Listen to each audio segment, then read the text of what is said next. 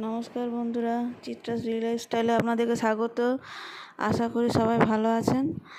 শুভ সন্ধ্যা সবাইকে। আজকে আমি বানাবো গ্রিন লহরি পনির।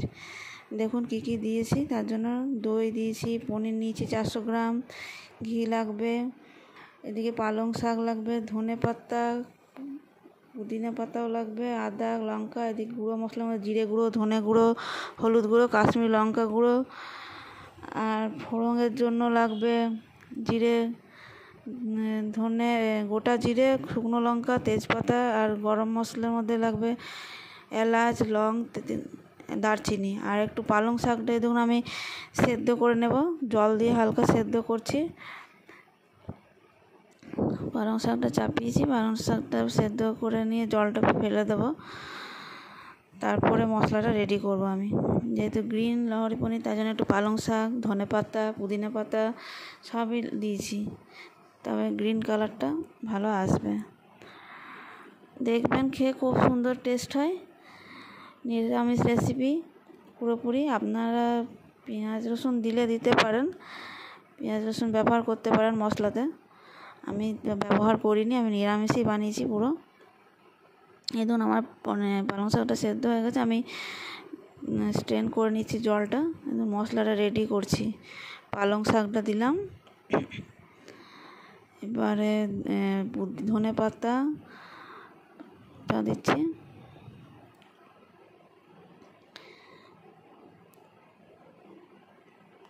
পুদিনা পাতাটা দেবো, আদা দেবো,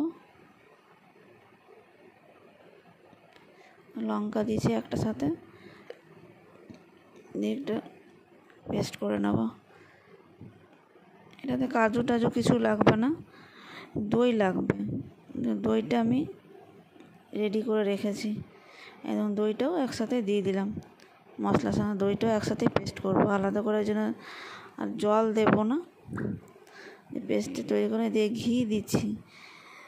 ঘি দিয়ে আমি আগে পনিরটা ভেজে নেব। তেল ব্যবহার করিনি, ঘি দিয়েই করেছি। মানে টেস্টটা সুন্দর আসবে বলে ঘিটা দিয়েছি। আপনারা সাদা তেলেও পনিরটা ভাজতে পারেন। তার জন্য আমি একটু হলুদ দিচ্ছি, আর একটু কাশ্মীরি লঙ্কা গুঁড়ো ঘিটাতে দিয়ে দিচ্ছি, দিয়ে পনিরটা ভেজে নেব।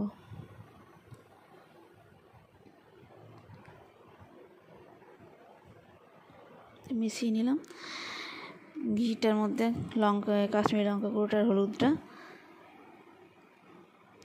পনিরটা ভাজবো। খুব কড়া করে ভাজা দরকার নেই, হালকা করে ভাজবেন। আমার পনিরটা এমনিতেই খুব নরম, তার জন্য আমি আর গরম জলে দেবো না। এটা নুন দিলাম, দেখুন পরিমাণ মতো নুন দিয়ে দিলাম। ভাজার পর অনেক সময় অনেক পনির শক্ত থাকলে গরম জলে ভিজিয়ে রাখতে হয়, ভেজে গরম জলে ডুবিয়ে রাখতে হয়, কিন্তু আমার পনিরটা এমনিই খুব নরম, তার জন্য আর গরম জলে ডুবিয়ে রাখিনি। আপনাদের যদি পনির শক্ত থাকে তাহলে হালকা গরম জল করে তার মধ্যে নুন মিশিয়ে পনিরটা ডুবিয়ে রাখতে পারেন,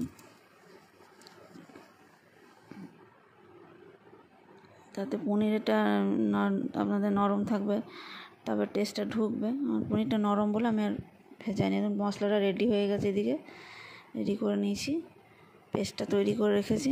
পনিরটা ভাজা হোক।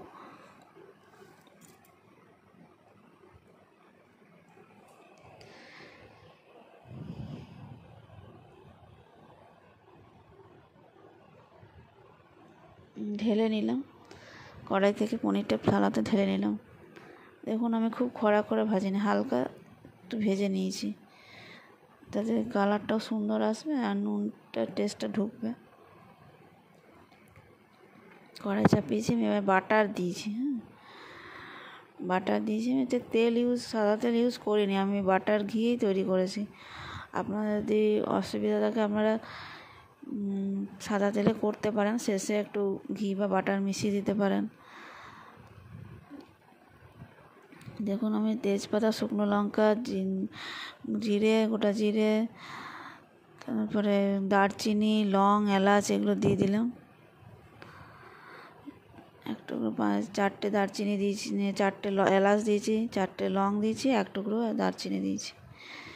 ভালো করে আগে ভেজে নিচ্ছি। ভালো করে ভাজা হয়ে গেলে মশলার পেস্টটা যেটা তৈরি করেছিলাম সেটা আমি দিয়ে দিচ্ছি।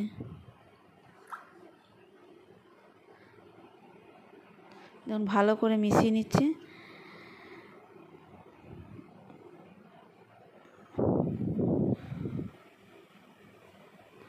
গুঁড়ো মশলাগুলো সব দিয়ে দিলাম আমি, ধনে গুঁড়ো, জিরে গুঁড়ো, কসুরি মেথি, কাশ্মীরি লঙ্কা গুঁড়ো, হলুদ সব একসঙ্গে মিশিয়ে দিলাম। ভালো করে কষে নেব, যতক্ষণ না একটু কষতে হবে।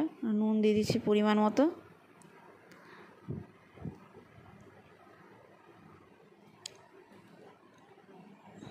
একটু চিনিও দিয়ে দিলাম, পরিমাণ মতো একটু চিনি দিয়ে দিলাম সামান্য, যেহেতু দইটা দেওয়া আছে টক, একটু চিনিটা দিলে ব্যালেন্স হবে, ভালো টেস্ট হবে, তাই চিনি দিয়েছি আমি লাল চিনি ইউজ করি, লাল চিনি দিয়েছি। আর নুনে রক সল্ট ব্যবহার করি, আমি রক সল্ট দিলাম। পনিরটা ঢেলে দিচ্ছি, ভালো করে মিশিয়ে নেব পনিরটা গ্রেভির সঙ্গে। এটা একটা আলাদা রেসিপি, মানে পুরো সুন্দর, ভালো খুব সুন্দর টেস্ট হয় এটাও, গ্রিন লহরি পনির রেসিপিটা। আপনারা আগে যদি কেউ বানিয়েছেন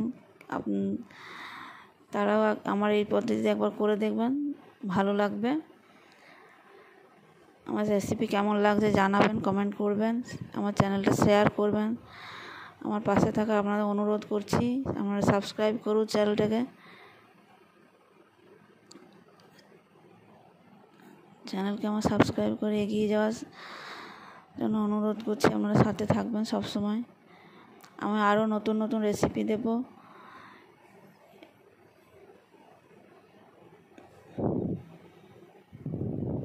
এখন একটু জল দিয়ে দিলাম, দিয়ে মিশিয়ে নিচ্ছি, দিয়ে লাস্টে একটু গরম মশলা গুঁড়ো দেবো আর একটু ক্রিম দেবো। দেখুন দুধের, মানে আপনাদের যদি যা থাকবে, আপনাদের দুধের সর, যদি মোটা দুধের সর থাকে দুধের সর দিয়ে দেবেন। একটু ক্রিম দিয়ে মিশিয়ে নেব, লাস্টে গরম মশলা ক্রিম দিয়ে মিশিয়ে নেব।